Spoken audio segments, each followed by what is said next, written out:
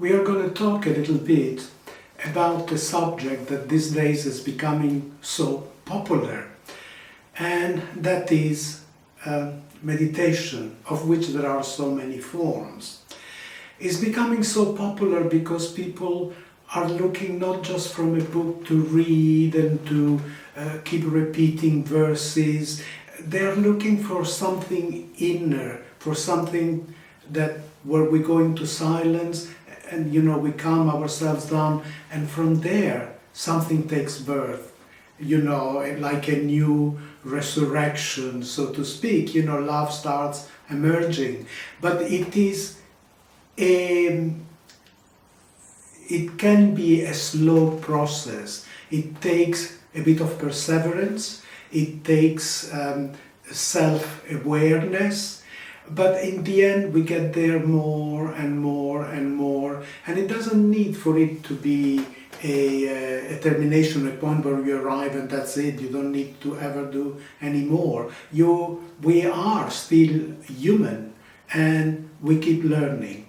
So we have just about now to follow 6 or 7 minutes, and I just dictated it on my phone while walking with inspiration, and it's easy to go through it, and maybe we'll do another few minutes at the end. I'll talk again and we will recapitulate, but it is about a favorite subject, which is how daily we can a bit relax, go into ourselves, understand in a state of silence, but great awareness in that silence, why certain things happen in our life and how we can move.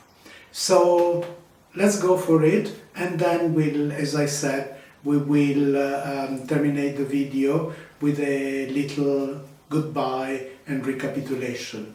Thanks for having come. I want to remind myself of a very important thing I like to tell people. After 55 years at least of, no, not 55, but 50 at least, of looking for realization, what I've seen is that liberation is not about having this experience, that experience, knowing all about the mind, my past lives, which of course is extremely important. But the thing that really is important for me is that a state, at least as a human being, a state where you know everything and that you have been everything, so at the end you can make no mistakes. That state doesn't exist, and we can always make mistakes, and we should always, no matter how many levels we have risen, how many Kundalini rises have we had, but we should always be at a stage where we can say, I'm sorry, forgive me. So if we keep on having resentment, anger, and all the rest, we are likely to create a rather difficult life for us. Some people, although being aggressive, unpleasant, and so forth, because they go, it's through war, it's through fighting, it's through struggles, I got to make it. And somehow they are so dedicated, totally given to that it works for them. On my side, though, the only thing I can say is that I feel sorry because they're missing something very beautiful about life. It's when you are creative, but at the same time you feel in contact with nature, with people, with a certain harmony. Now, so someone might just conclude that, so if things are happening to you, difficult thing, is because you are creating them. But be very careful of this kind of what I call really silly condemnation, which sadly can be quite common, because sometimes when you are releasing things, there is pain. But this time, this pain, you use it in a creative way. You use the meditative process, maybe, that we have seen many times, just knowing, awareness, breathing in, breathing out, let the tension go, and so forth. So don't misunderstand it.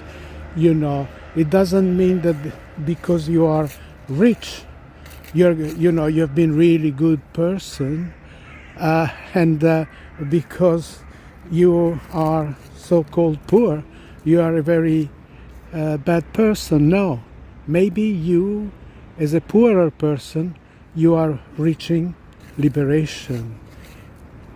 Just play it right.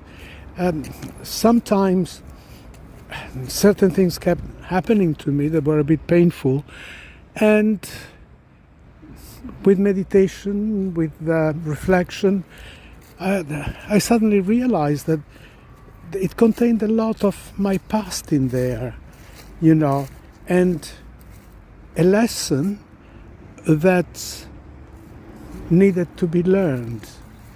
Look what it feels like. So if, let's say, we believe in past lives, there are certain things we might not be very aware of as to why they happened. But then say, okay, great, see what it can teach you anyhow. It's teaching you not to do this to others. So, yeah, it's painful. It's pretty horrible. So, I'm sorry, and let's move on. So there is so much we can learn from life, with its up and downs, with its happiness and with its sadness. So I'm not telling you a state where you just are always blissful. I am telling you of a state where you flow with life. Sometimes you cry, sometimes you smile and you laugh, but deep down a love is growing and growing. Trust.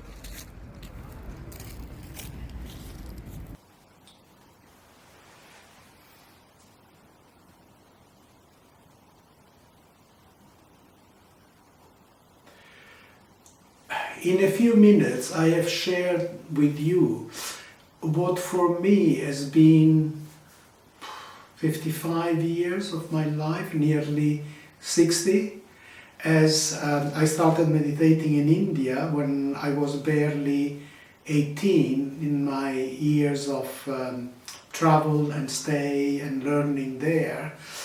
And I've kept on that path, just seeking, just seeing what I find, what is the finality of it.